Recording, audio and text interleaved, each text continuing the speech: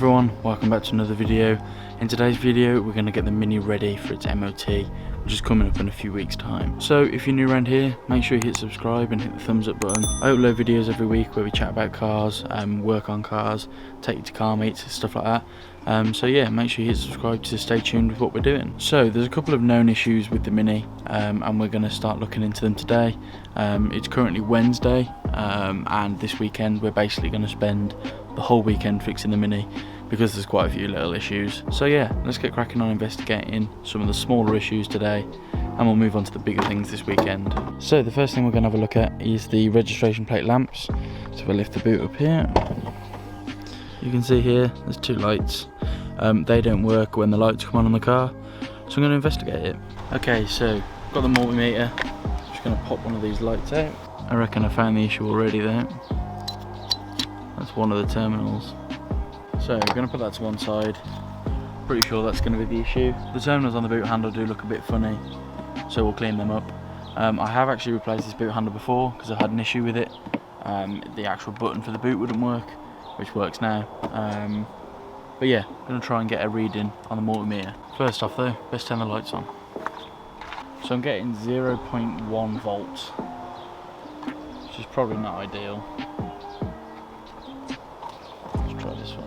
This one's all rusty in the same place too. Let's try it over here.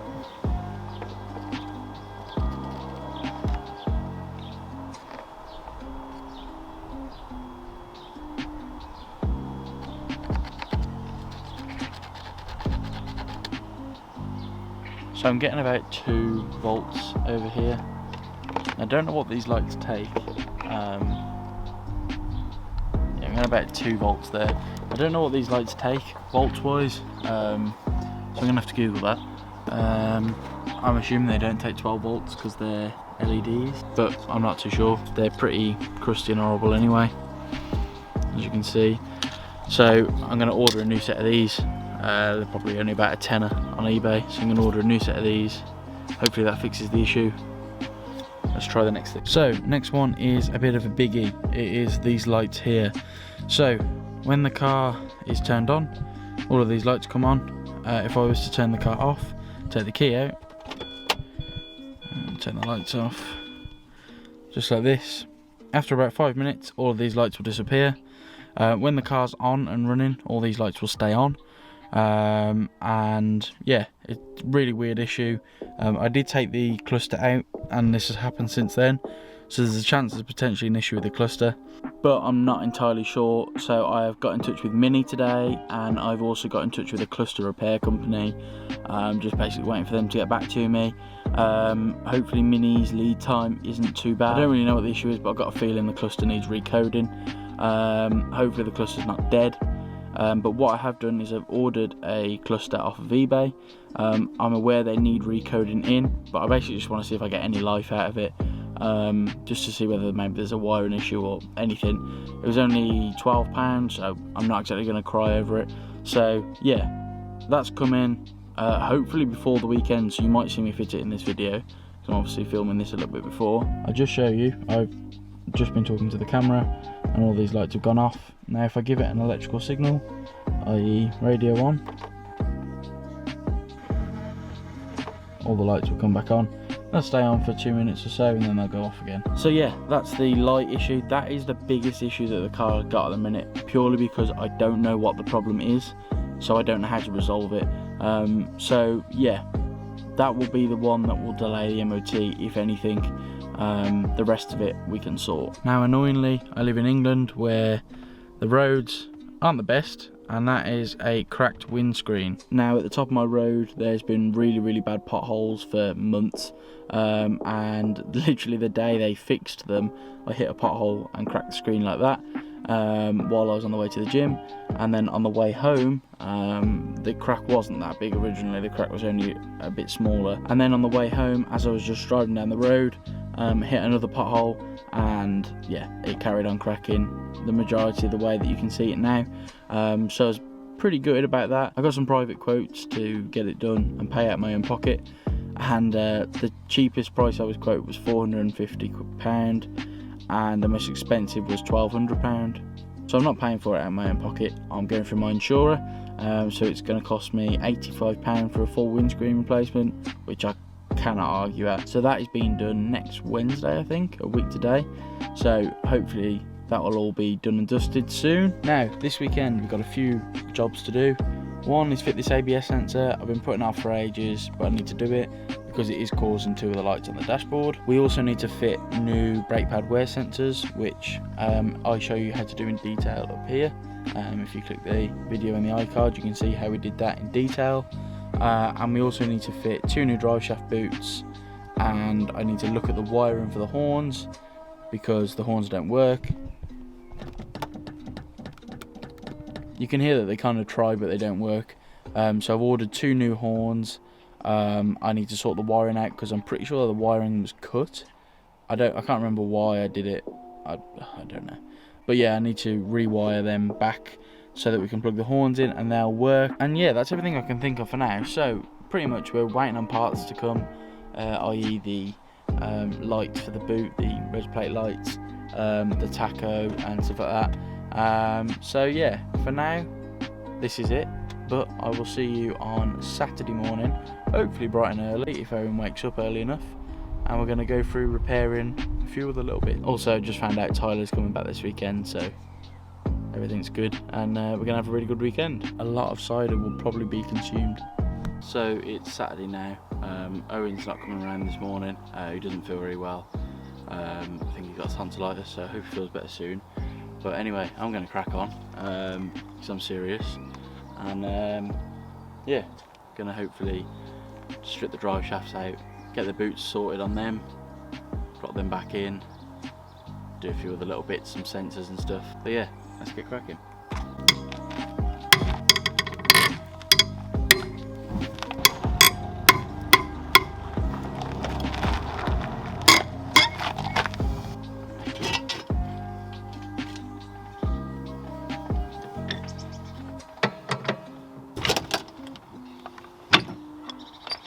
So obviously I've got the driver's side jacked up now. I have replaced this drive shaft before. If you're interested in watching that video, click on the iCard over here somewhere and you can watch that.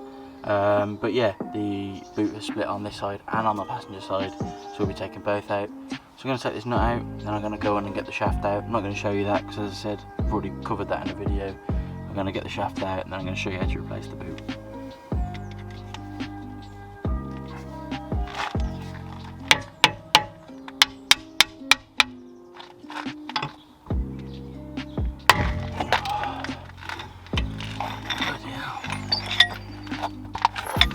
So to crack that loose there, that took a breaker bar and a cheater bar, a jack handle to loose that, but it's off now, so that's good. Just loosen this nut off. It's a 32mm nut, as you can see.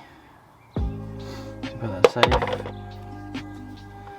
There we go, that's this side off. So now I'm going to go under the car, remove all the bolts, drop it out the side of the gearbox, push it out this side. Stonks. If you're wondering how I held the brake still and if you couldn't see it properly, just put the screwdriver inside the cooling vanes on the brake, jammed it up against the caliper, and there we go. So I've got the drive shaft out finally. Had a bit of a game with it, but anyway, it's out. So I'm going to undo the old clamp that's on here.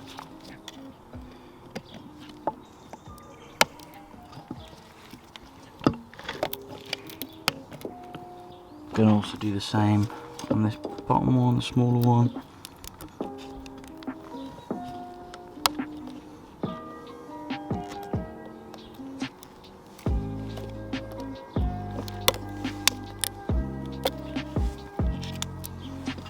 Cool. And this boot should just pop off in basically 2 pieces.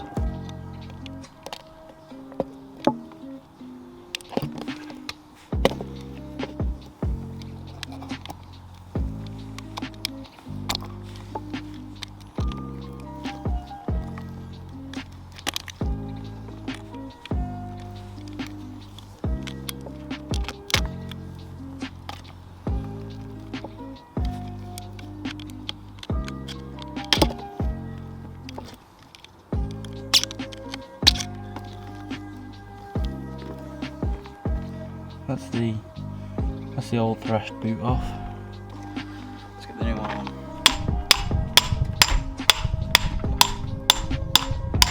So I managed to get the end of the drive shaft off now. Owen did come round. I know he said he was ill, but he's come round to lend a hand. So managed to get the end of it off. You basically hold the end of the drive shaft straight like that, and just keep hitting it, and eventually it will come off. So I'm going to put the new boot and the grease in now and put it back on. So what you're going to do is just stretch this end of the boot and slide it over the drive shaft.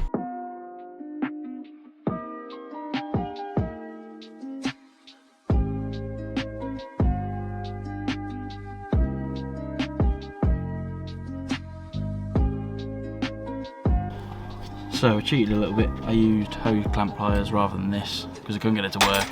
So yeah, put one of them on there. That seems tight. I'm going to fill the grease up and put the end of the drive shaft back on.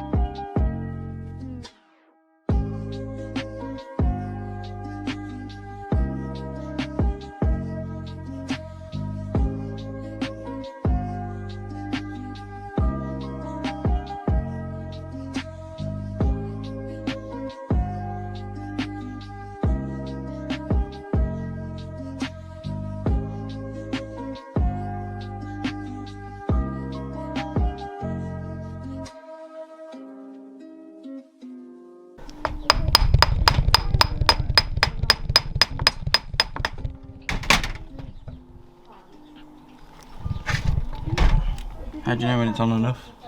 Don't want my wheel coming off.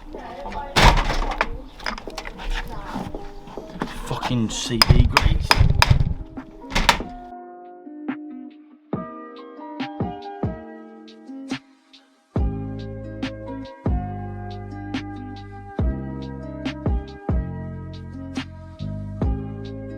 Right, now the clip's back on, I'm going to do this because apparently that tightens it back up.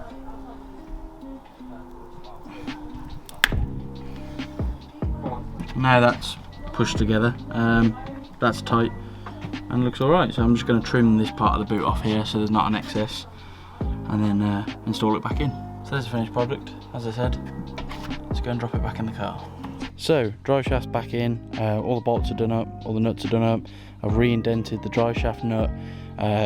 Yeah, it's all back in place, all the sensors are plugged back into the little bits. Just started the car up and the wheels are turning, which is good, which shows that the drive shaft's alright. So I'm going to pop out this side and yeah, get cracking on there. So the passenger side drive shaft didn't want to play nice, and it came out in two pieces.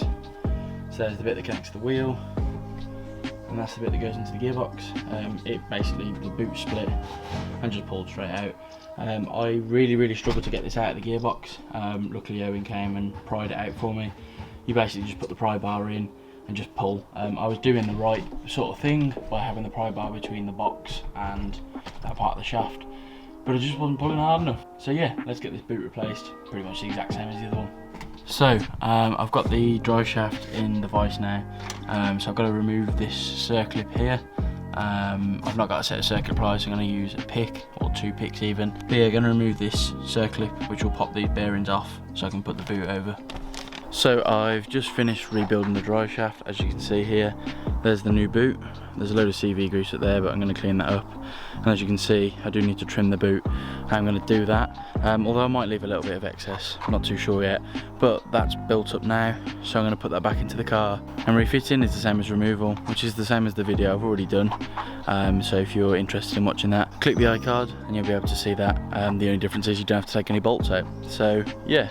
Gonna put the drive shaft back in and see how we get on. So while I've got this side out to do the drive shaft, I've also replaced the faulty ABS sensor. As you can see, Owen did that for me yesterday, which is nice. Basically just drilled the old sensor out and popped the new one in, put the bolt in and plugged it in. That's all working now. So I'm going to pop the drive shaft back in, rebuild all this up, and yeah, happy days. Okay, so drive shaft's fitted, all is working well. Everything's tightened back up again. Just need to put the wheels back on and put it down on the ground. Now unfortunately I have run out of time for this video due to my schedule and stuff. I'll need to get this edited. It's Sunday night now, so I'll need to get this edited and uploaded for Wednesday. So I'm going to have to do this video in 2 parts because there's literally not enough time to do the other bits tonight. So this is part 1. It will be a part 2 and maybe a 3, just depending on how we get on when I next get some time. But yeah, thank you for watching this video. Hope you enjoyed it. Make sure you give it a thumbs up and hit subscribe. Make sure you check out my website, www.grindinggears.uk. Grab yourself a mug or a sticker. And yeah, as I said, thanks for watching, and I'll see you in the next one.